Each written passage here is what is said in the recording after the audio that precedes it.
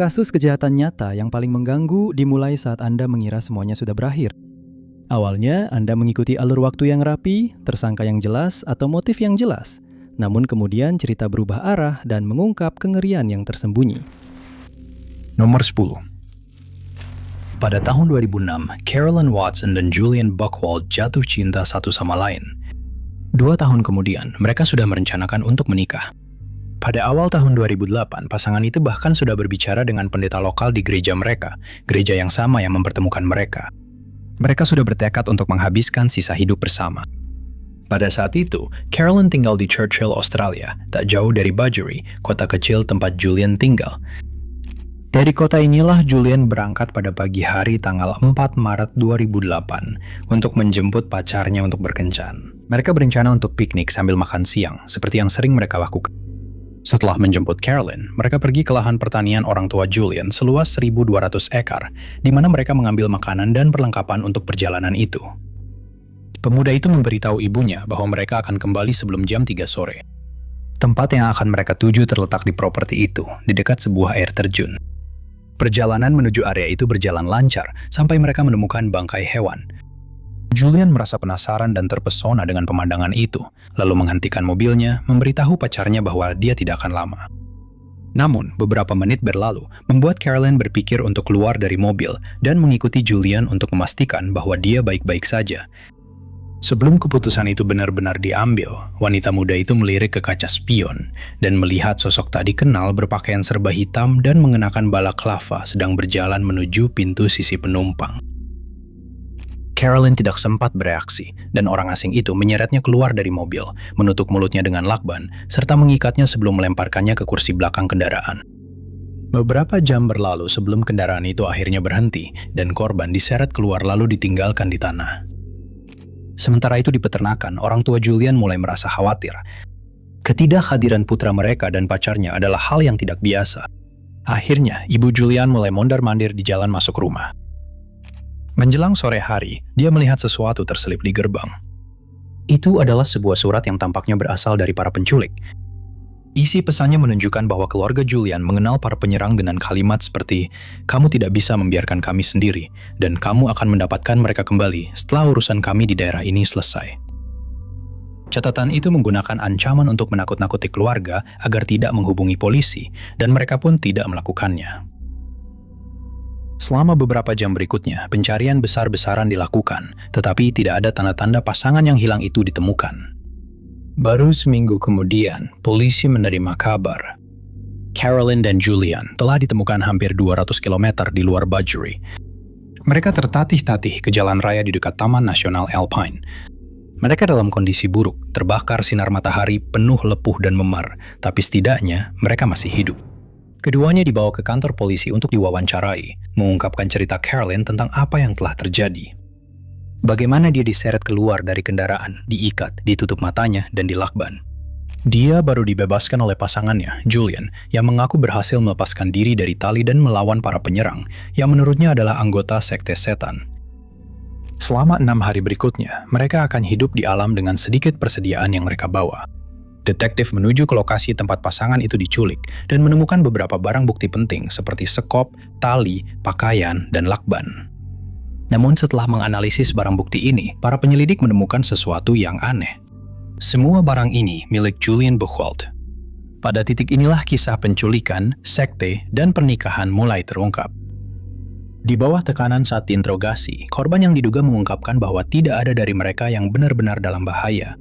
Sebenarnya, justru dia, Julian, yang berada di balik penculikan itu. Itu adalah tipu muslihat yang cerdik, jelasnya, sebagai upaya untuk merayu pacarnya dan menekannya agar segera menikah dengannya, dengan menggambarkan dirinya sebagai pahlawan penyelamat. Meskipun mereka sudah berencana untuk menikah, Carolyn bersikeras agar mereka menunggu karena dia ingin menyelesaikan pendidikannya terlebih dahulu. Julian sangat bergantung pada suasana emosi yang intens untuk berhubungan intim dengannya. Pada Agustus 2009, Julian Buchwald dinyatakan bersalah atas penculikan dan dijatuhi hukuman 7 tahun 3 bulan penjara, dengan tambahan 6 bulan karena mencoba melarikan diri dari kejaran hukum. Nomor 9. Pada tanggal 12 Desember 1997, 6 pria berkumpul di luar fasilitas Dunbar Armored di Jalan Mateo, Los Angeles, California. Mereka mengenakan pakaian khas, memakai topeng ski, dan memegang senjata api berat. Mereka masuk ke dalam, menghindari sebagian besar kamera keamanan dan menunggu di kafetaria staf. Mereka tahu bahwa para penjaga akan istirahat makan siang di sana sekitar pukul 12.30 pagi, sehingga para perampok bisa menyergap mereka tanpa memicu alarm.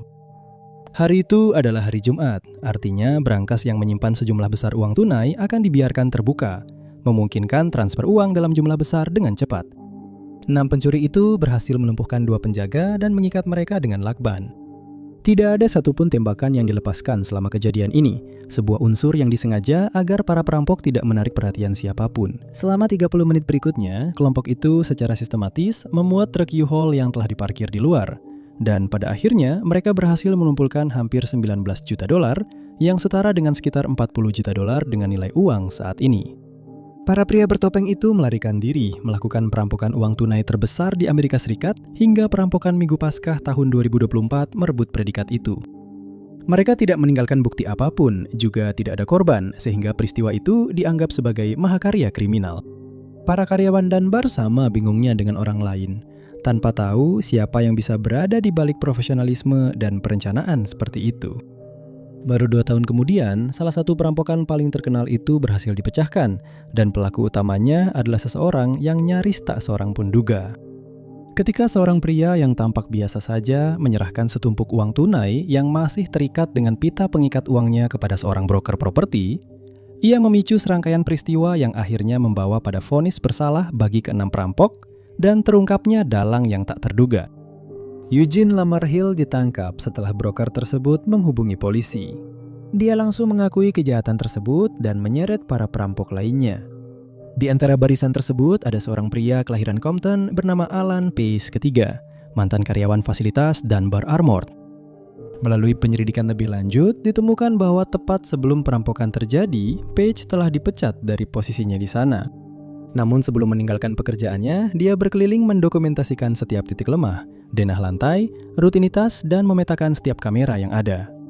Kemudian dia menghubungi dan merekrut 5 teman masa kecilnya, memberikan mereka semua yang dibutuhkan untuk melancarkan perampokan berskala besar itu. Pada malam perampokan, kelompok yang terdiri dari 6 pria itu berkumpul di sebuah pesta di rumah di mana alibi akan dibuat.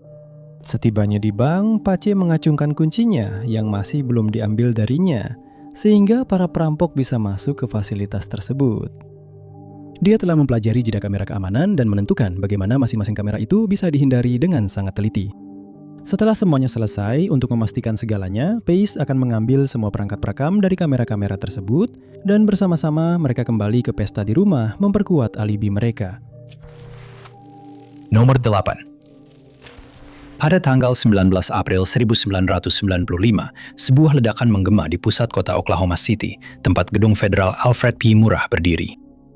Kompleks pemerintah federal tersebut menampung administrasi jaminan sosial, Departemen Perumahan Amerika Serikat, kantor dinas rahasia Amerika Serikat, dan banyak pusat lainnya. Penggunaannya membuat gedung itu hampir selalu ramai dengan aktivitas. Kehidupan mereka hancur ketika ledakan yang berasal dari dalam gedung mengguncang dinding-dindingnya, menghancurkan sepertiga bangunan tersebut. Penyelidikan segera mengungkap bahwa peristiwa itu adalah serangan yang disengaja, tetapi siapa dalangnya tetap menjadi teka-teki bagi semua orang. Tak lama setelah kejadian itu, petugas penyelamat mulai menggali puing-puing, menemukan para penyintas dan korban jiwa yang tragis. Para penyelamat berhasil mengevakuasi 684 orang yang terluka dari reruntuhan dan hampir 200 jenazah. Serangan Oklahoma City dikenal sebagai aksi terorisme domestik paling mematikan terhadap pemerintah dalam sejarah Amerika Serikat. Saat operasi penyelamatan korban ledakan, pembersihan puing-puing, dan pencarian pelaku sedang berlangsung, di seberang kota, polisi Jalan Raya Charlie Hanger sedang melakukan patroli rutinnya ketika ia menerima panggilan ini. Dia awalnya diperintahkan ke gedung federal untuk membantu penyelamatan, namun hampir seketika penugasannya dibatalkan dan diberitahu untuk tetap di posisinya serta melanjutkan tugas seperti biasa. Tak lama setelah panggilan itu, Charlie memperhatikan sebuah mobil Mercury kuning yang tampaknya tidak memiliki tanda registrasi. Dia memberhentikan kendaraan itu dan meskipun itu hanya pemeriksaan lalu lintas rutin karena tanda registrasi yang hilang, Charlie tidak bisa menahan perasaan bahwa ada sesuatu yang tidak beres. Alih-alih mendekati mobil Mercury itu, dia menjaga jarak dan meminta pengemudi untuk keluar dari kendaraan. Timothy McVeigh, seorang veteran perang teluk, keluar dan langsung menunjukkan bahwa dia membawa senjata, yang langsung dilihat Charlie tersembunyi di jaketnya. McVeigh juga memberitahu petugas bahwa senjata api tersebut sudah terisi peluru. Petugas itu memborgol McVeigh dan melakukan penggeledahan standar yang menemukan sebuah magazin cadangan, sebilah pisau yang diasah, kartu nama dengan catatan di bagian belakang, dan pistol Glock kaliber 45 yang terisi peluru Black Talon. Charlie membawa pria itu ke penjara dengan tuduhan membawa senjata tersembunyi. Kembali di gedung federal Alfred P. Murrah, FBI telah menemukan sebuah truk box sewaan yang disewa dari Junction City, Kansas. Para penyelidik menghubungi agen penyewaan dan seorang seniman polisi membuat sketsa berdasarkan deskripsi seorang pria yang menggunakan nama Robert Kling yang diduga sebagai penyewa truk tersebut. Sketsa tersebut diperlihatkan kepada beberapa orang yang kemudian mengidentifikasi Robert Kling sebagai seorang pria bernama Timothy McVeigh. Ini adalah Timothy McVeigh yang sama yang telah ditangkap dan ditahan oleh petugas Charlie Hanger hanya 2 hari sebelumnya. Tersangka utama FBI dalam serangan brutal itu secara tak terduga sudah berada di penjara akibat dari pemeriksaan lalu lintas rutin. Kartu nama yang ditemukan Charlie pada diri McVeigh menjadi barang bukti yang sangat penting. Kartu itu berasal dari toko perlengkapan militer bekas, dan catatan di bagian belakang kartu tersebut berbunyi, "Kita akan butuh lebih banyak TNT." $10 per batang. Nomor 7. Pada tahun 2012, Dave Krupa, seorang montir berusia 37 tahun dari Omaha, Nebraska, ingin kembali ke dunia kencan setelah baru saja berpisah dari istrinya. Dave tampaknya menikmati dunia kencan dan dikabarkan menjalin hubungan dengan lebih dari satu wanita sekaligus. Dia digambarkan sebagai pria baik dan biasa saja yang hanya mencari teman. Dia menemukan teman kencan itu pada Shannon Liz Goyler yang dia kencani secara santai. Liz bekerja sebagai pelayan saat itu dan merupakan seorang ibu dari 1 anak.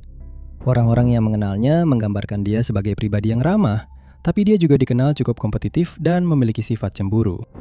Ketika Carrie Farver yang berusia 37 tahun muncul, kepribadian Liz mulai terlihat jelas. Carrie adalah wanita cerdas, seorang ibu tunggal yang tinggal di Iowa dan bekerja di kantor bendahara Kabupaten Potawatomi. Orang-orang terdekat menggambarkan Carrie sebagai sosok yang peduli, ceria, dan bertanggung jawab. Dave menjelaskan kepada kedua wanita ini bahwa dia hanya menjalin hubungan santai dengan mereka dan tidak mencari sesuatu yang serius saat itu. Carrie dan Liz juga sama-sama tahu tentang satu sama lain dan menyadari situasi cinta segitiga yang mereka alami. Mereka sesekali berpapasan di lorong apartemen Dave ketika yang satu pergi dan yang lain baru saja datang. Namun pagi tanggal 14 Desember 2012 menandai terakhir kalinya Carrie mengunjungi Dave. Dia meninggalkan apartemennya pagi itu dan kemudian tiba-tiba berhenti menemui Dave. Awalnya, keluarga Carrie sendiri juga berhenti mendengar kabar darinya dan mulai khawatir. Namun menjelang akhir hari, mereka mulai menerima balasan yang justru semakin memperburuk kekhawatiran mereka. Balasan yang mereka terima tidak seperti biasanya dari Carrie. Dia memberitahu mereka bahwa dia akan pindah ke negara bagian lain dan tidak ingin lagi berhubungan dengan mereka atau bahkan dengan putranya sendiri. Dave menerima pesan serupa yang menyatakan bahwa dia akan pindah ke Kansas untuk memulai pekerjaan baru dan membutuhkan ruang. Namun tidak lama setelah itu, nada pesannya berubah. Pesan-pesannya menjadi agresif, penuh tuduhan, dan mengancam. Selama 3 tahun berikutnya, pesan-pesan tanpa henti itu terus berlanjut. Bahkan setelah Dave resmi menjalin hubungan dengan Liz, yang juga mengalami siksaan yang sama. Pesan-pesan itu menegaskan bahwa Carrie mengawasi mereka dan menyebutkan detail yang sangat spesifik tentang kehidupan pribadi mereka, yang semakin memperkuat dugaan bahwa mereka sedang dikuntit. Kejadian-kejadian itu memuncak dengan Dave dan Liz memperoleh 2 perintah larangan mendekat terhadap Carrie, yang hingga tahun 2015 masih belum pernah terlihat oleh orang-orang terdekatnya. Kekhawatiran keluarganya tentang keselamatannya dan apakah pesan serta email itu benar-benar berasal darinya membuat kasus ini kembali diselidiki. Detektif dari Departemen Kepolisian Omaha memfokuskan penyelidikan pada Dave dan Liz karena mereka berdua menjadi sasaran gangguan. Dave langsung dibebaskan dari kecurigaan, tetapi Liz di sisi lain justru menarik lebih banyak perhatian. Setelah menunjukkan kepada penyidik surat tulisan tangan yang dia terima dari Carrie dan mengaku bahwa Carrie telah membakar rumahnya, mereka mulai menelusuri jejak digitalnya. Dan dengan menggunakan alamat IP, para detektif dapat menentukan bahwa pesan-pesan tersebut dikirim melalui jaringan Wi-Fi lokal di Omaha, seperti perpustakaan dan tempat usaha. Para penyidik juga menemukan bahwa tempat-tempat lokal ini sering dikunjungi oleh salah satu orang yang terlibat dalam kasus ini, dan orang itu bukan Carrie. Liz Goyler ternyata bukanlah korban pelecehan, melainkan justru orang yang berada di balik semua ini. Setelah menyita iPad miliknya, polisi kemudian menemukan sebuah konspirasi yang cukup rumit serta bukti adanya pembunuhan. Melalui bukti di iPad tersebut, para detektif dapat memastikan bahwa Carrie sudah tidak lagi hidup. Liz yang terbakar oleh rasa cemburu dikabarkan menghabisi nyawa Carrie, dan untuk mengelabui semua orang mulai menyamar sebagai dirinya. Setelah ditangkap dan diinterogasi, wanita tersebut mengakui semuanya, mengklaim bahwa ia melakukannya untuk melindungi Dave dari Carrie, yang ia gambarkan sebagai orang jahat. Pada tahun 2017, 5 tahun setelah Carrie menghilang, Liz dinyatakan bersalah atas pembunuhan tingkat pertama dan dijatuhi hukuman penjara seumur hidup. Tragisnya, Carrie tidak pernah ditemukan, namun meskipun tanpa jasad, para detektif berhasil mengungkap kebenaran untuk keluarganya, yang sejak awal sudah tahu bahwa tidak semua seperti yang terlihat. Nomor 6. Terletak di Baghdad, terdapat salah satu bank komersial terbesar di Irak yang menjadi lokasi salah satu perampokan bank terbesar dalam sejarah. Dar es Salaam Investment Bank yang menjadi target dari perampokan berskala besar ini. Hal itu menyebabkan hilangnya 282 juta dolar Amerika Serikat dan 220 juta dinar Irak yang pada saat itu bernilai sekitar 173 ribu dolar. Pada tanggal 11 Juli 2007, di tengah Perang Saudara Irak, perampokan besar-besaran ini ditemukan, meninggalkan jejak pertanyaan yang belum terjawab dan tidak ada tindakan hukum yang diambil. Pagi itu, seperti hari-hari biasanya, para manajer di Bank Dar es Salaam memasuki brankas sebagai langkah keamanan rutin. Namun, betapa terkejutnya mereka, brankas bank tersebut telah kosong. 282 juta dolar Amerika Serikat dan 220 juta dinar Irak telah lenyap, hilang. Dengan sumber daya dan jangkauan polisi Irak yang terfokus pada perang yang sedang berlangsung, hampir tidak ada yang dilakukan untuk menyelidiki peristiwa yang mengkhawatirkan ini. Mereka yang mencoba menyelidiki kasus ini menunjukkan satu unsur kejahatan yang jelas, namun tetap mengejutkan. Ini adalah ulah orang dalam. Ketika 3 penjaga keamanan tidak masuk kerja dalam beberapa hari berikutnya, menjadi jelas bahwa mereka terlibat dalam perampokan besar ini. Dengan memanfaatkan ketenangan dan kegelapan malam, mereka secara sistematis melakukan perampokan itu dan menghilang tanpa jejak. Sementara dunia sedang fokus pada kekerasan sektarian yang sedang terjadi, 3 pria dengan kode dan kunci ke salah satu bank paling bergengsi di dunia melakukan apa yang akan menjadi salah satu perampokan bank terbesar sepanjang masa. Mereka tidak menggunakan bahan peledak, tidak memakai alat pembobol, dan tidak memiliki skema rumit atau pengetahuan khusus tentang perampokan bank. Mereka hanya menggunakan waktu yang tepat, pengetahuan tentang cara kerja internal, dan kepolisian yang sedang kewalahan. Karena mereka tidak dihentikan di pos pemeriksaan manapun di Baghdad, diduga bahwa para pria tersebut mungkin terlibat dalam konspirasi yang lebih serius, dan kemungkinan memiliki hubungan dengan milisi yang memungkinkan mereka meninggalkan Baghdad, membawa uang tunai, dan menghilang dari sistem. Bagian yang paling mengejutkan dari kasus kriminal nyata ini adalah tidak satu pun dari mereka yang terlibat pernah tertangkap, namun sebagian besar uangnya muncul kembali seiring waktu. Nomor 5. Heather Kwan dan Ryan Waller telah berpacaran selama hampir 8 bulan ketika mereka memutuskan untuk tinggal bersama dan menyewa sebuah apartemen di Phoenix, Arizona bersama seorang teman sekamar lain bernama Alicia. Saat itu tahun 2006 dan Ryan baru saja menyelesaikan pendidikan sekolah menengahnya, sementara Heather sedang menempuh pendidikan di perguruan tinggi. Menurut semua orang, hubungan mereka tampak biasa saja. Mereka berdua sangat jatuh cinta satu sama lain dan semuanya tampak berjalan dengan baik. Inilah sebabnya semua orang yang mengenal pasangan itu merasa bingung ketika petugas polisi mengepung apartemen mereka pada hari Natal, setelah anggota keluarga yang khawatir tidak mendengar kabar dari keduanya pada hari itu. Petugas masuk ke apartemen dan menemukan bahwa Heather adalah korban serangan fatal, sementara Ryan dengan mata yang lebam bergerak di sekitar apartemen seperti biasa. Karena percaya bahwa dialah pelaku yang melakukan serangan tragis itu, Ryan pun ditangkap dan dibawa untuk diinterogasi. Namun Ryan tidak bisa mengingat banyak hal tentang apa yang terjadi hari itu. Para detektif berasumsi bahwa Ryan dan pasangannya terlibat dalam semacam pertengkaran rumah tangga yang meningkat dan berujung pada perkelahian fisik yang berakibat fatal.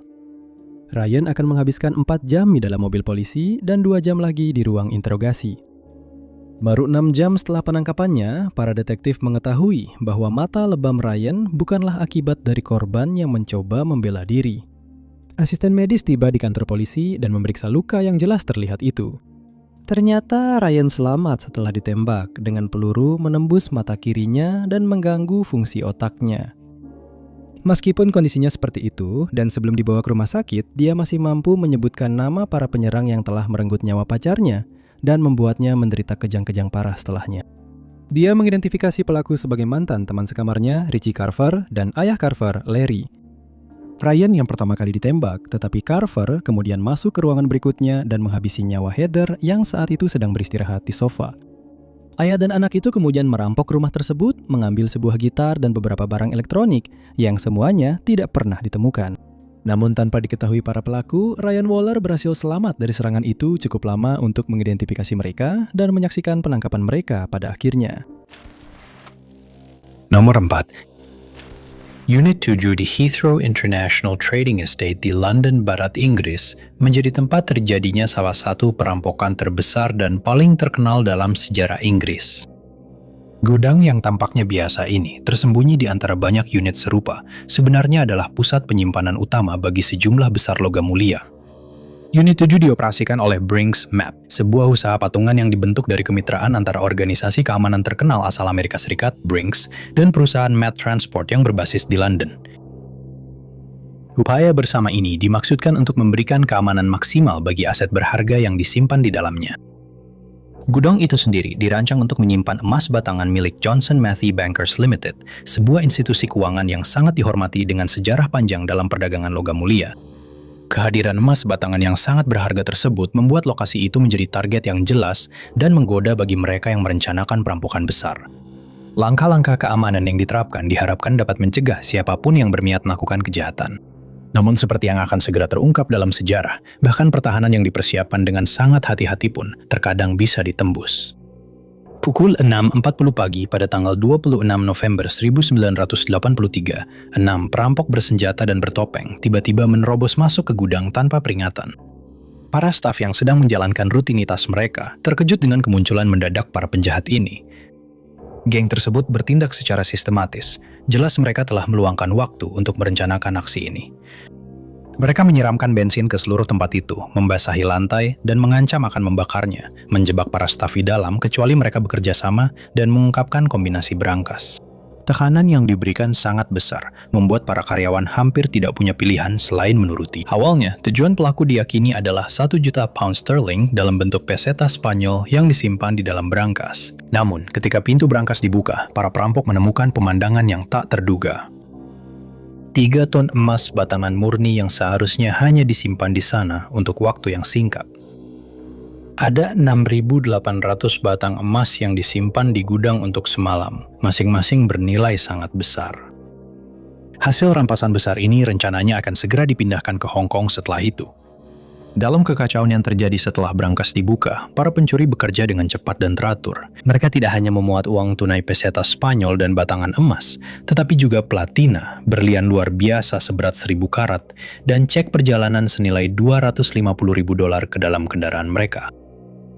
Hasil rampokan kelompok itu mencapai jumlah yang mencengangkan, yaitu 26 juta pound pada saat itu. Jumlah yang jika dikonversikan ke nilai uang saat ini, setara dengan sekitar 290 juta pound. Ketika semuanya telah selesai dan aparat penegak hukum akhirnya tiba di lokasi kejadian, pertanyaan pertama yang muncul di benak semua orang adalah, bagaimana para perampok berhasil melewati langkah-langkah keamanan yang ketat? Jawabannya akan menghadirkan kejutan tak terduga pada kisah yang sudah dramatis ini. Ternyata, penjaga keamanan yang bertugas di gudang terlibat dalam perampokan tersebut. Penjaga itu, Anthony Black, telah membiarkan kelompok pencuri masuk dan membantu mereka membawa kabur hasil curian yang besar. Tidak ada staf lain yang pernah menduga akan terjadi pengkhianatan itu. Sejauh yang mereka tahu, Black hanyalah seorang penjaga keamanan biasa.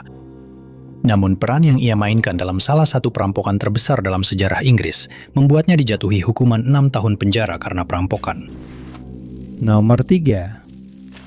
Tidak dianggap aneh jika pasien di rumah sakit dan pusat medis meninggal dunia. Diagnosisnya mungkin sudah terminal, lukanya parah, dan kadang-kadang operasi berjalan tidak sesuai harapan. Ketika pasien yang sakit meninggal di rumah sakit ini, hal itu sering dianggap wajar, terutama jika tidak ada bukti yang menunjukkan sebaliknya. Namun antara tahun 1988 dan 2003, pusat-pusat medis di New Jersey dan Pennsylvania mengalami peningkatan angka kematian. Jumlah pasien yang meninggal karena penyakit mereka meningkat drastis. Beberapa di antaranya bahkan sudah dalam proses pemulihan. Kematian-kematian tersebut membuat staf rumah sakit sedih dan bingung, namun kematian itu tetap dicatat sebagai sebab alami sehingga tampak tidak ada yang janggal. Namun, beberapa orang tertentu percaya bahwa ada sesuatu yang lebih mengerikan sedang terjadi. Kekhawatiran ini memuncak pada tahun 2003 di pusat medis Somerset. Disinilah seorang perawat bernama Charles Cullen baru saja mulai bekerja. Dia telah bekerja di bidang ini selama sekitar 16 tahun dan pernah bekerja di 9 rumah sakit yang berbeda. Dia baru saja dipecat dari posisinya di Sacred Heart dan pindah ke Somerset County, di mana dia akan diterima bekerja di pusat medis tersebut. Pada tahun itu, para staf di tempat tersebut mulai resah setelah menyadari adanya pemberian obat yang salah yang dilakukan oleh salah satu perawat. Selanjutnya dilakukan peninjauan di rumah sakit dan ditemukan bahwa pemberian obat yang tidak tepat telah menyebabkan kematian beberapa pasien. Pada saat itu diperkirakan jumlahnya sekitar selusin. Yang menjadi pusat penyelidikan ini adalah Cullen, perawat baru itu. Penyelidikan itu akan mengungkap sesuatu yang tak terpikirkan. Perawat itu dengan sengaja memberikan dosis yang salah dan obat yang salah kepada pasien, merenggut lebih dari selusin nyawa. Namun kejahatannya jauh melampaui itu. 2 bulan setelah upaya itu dimulai, Cullen yang tidak tahu bahwa dirinya sedang diselidiki, pergi makan malam bersama seorang teman dan rekan kerjanya, Amy Lofren. Amy mengenakan alat penyadap saat makan malam itu memungkinkan para penyelidik untuk mendengarkan apa yang kemudian menjadi pengakuan yang mengerikan. Malam itu, Cullen menceritakan kepada Amy bagaimana dia menggunakan dosis mematikan dari berbagai obat untuk merenggut nyawa hingga 40 orang. 9 fasilitas medis tempat dia pernah bekerja sebelumnya tersebar di seluruh Pennsylvania dan New York, dan semuanya telah mengalami peningkatan angka kematian yang tidak dapat dijelaskan selama beberapa tahun terakhir. Tanpa sepengetahuan rumah sakit tersebut, ternyata salah satu karyawan mereka sendiri yang menjadi faktor utama di balik lonjakan itu. Cullen ditangkap dan mengaku bersalah atas 29 tuduhan pembunuhan tingkat pertama dan 5 tuduhan percobaan pembunuhan. Namun para peneliti meyakini bahwa perawat tersebut bertanggung jawab atas hingga 400 kasus yang sebagian besar tidak dapat dikonfirmasi hanya karena kurangnya catatan medis. Nomor 2. Pada tanggal 11 April 1994, polisi dipanggil ke sebuah kolam yang terletak di desa Luchong di Provinsi Hubei, Tiongkok. Penduduk setempat melihat ada sosok yang mengapung di air. Petugas berhasil menyimpulkan bahwa itu adalah tubuh seseorang yang sudah meninggal. Jenazah diangkat dari air dan diketahui bahwa itu adalah tubuh seorang wanita. Dia mengenakan rompi wol kuning, kemeja safflower, legging hitam, celana pendek biru, dan sepatu ungu tua. Usianya diperkirakan sekitar 30 tahun. Hasil autopsi mengungkapkan bahwa wanita tak dikenal tersebut menjadi korban kekerasan dan beberapa luka ditemukan di tubuhnya. Kematian wanita tersebut diperkirakan terjadi 2 bulan sebelumnya. Dengan harapan dapat mengidentifikasi wanita tersebut, petugas mengirimkan pemberitahuan ke beberapa desa, menghubungi warga yang telah melaporkan kerabat perempuan mereka hilang. Tidak butuh waktu lama sebelum seorang wanita datang melapor. Dia telah melaporkan putrinya, Zhang Ziyu, hilang setelah tidak mendengar kabar darinya selama beberapa waktu. Mereka menjelaskan bahwa Zhang telah menghilang pada akhir Januari tahun itu. Dia berusia 29 tahun dan tingginya sekitar 115 cm. Keluarganya menggambarkan dia memiliki wajah bulat, rambut pendek, dan hidung mancung ke atas. Dia juga berpakaian modis. Deskripsi tersebut tampaknya cocok dengan jenazah yang belum teridentifikasi, sehingga polisi menyimpulkan bahwa tubuh yang mereka temukan memang milik Zhang Ziyu yang hilang. Dari situ, para penyelidik mengarah kepada pasangan Zhang yang bernama Xiao Ziyu.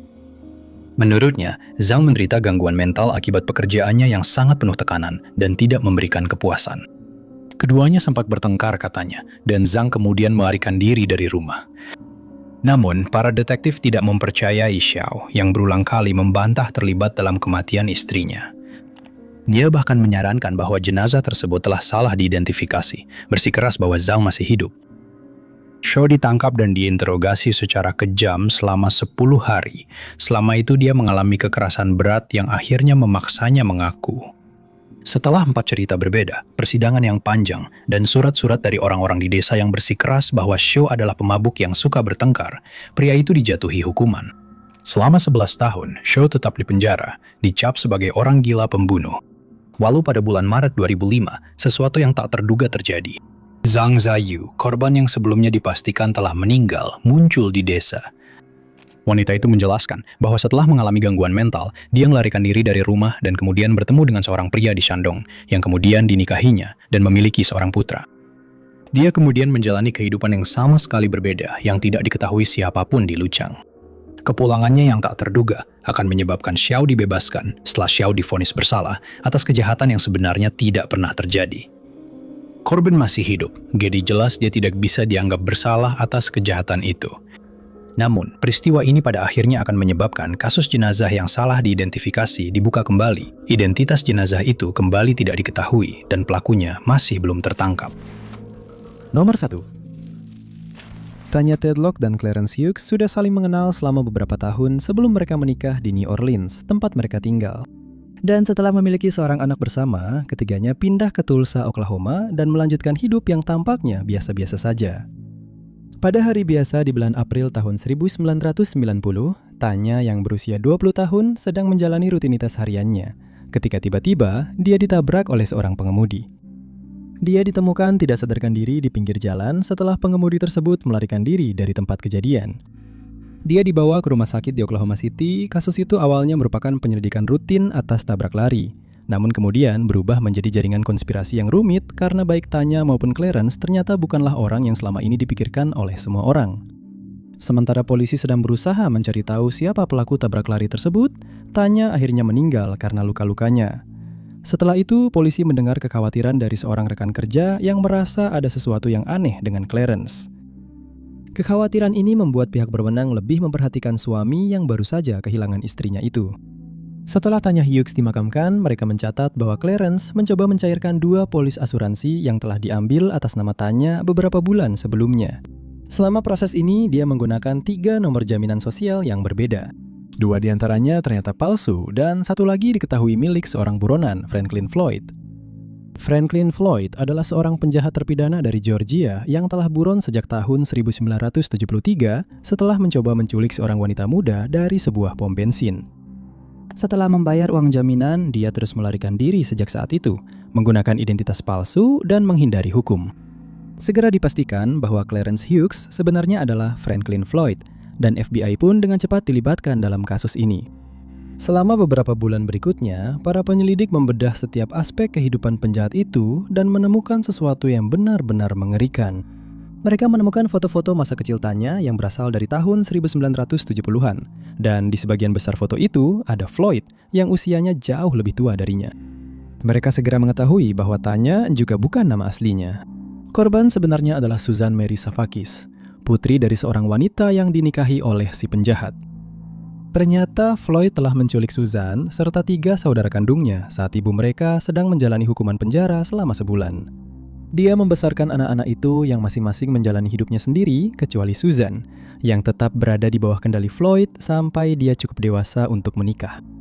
Dia menyuruhnya menggunakan nama samaran Sharon Marshall saat di sekolah menengah, yang kemudian diubah menjadi Tanya Tedlock setelah mereka pindah ke Tulsa. Tanya adalah Susan Mary Savakis yang hilang, korban penculikan. Dan suaminya adalah pria yang menculiknya saat masih kecil, seorang buronan yang telah divonis atas 2 kasus penyerangan, 2 penculikan, dan 1 pembunuhan. Terima kasih banyak sudah menonton. Jika kalian menyukai video ini, jangan lupa tekan tombol suka. Jangan lupa juga untuk berlangganan dan klik lonceng notifikasi agar selalu mendapat info terbaru tentang semua unggahan kami berikutnya.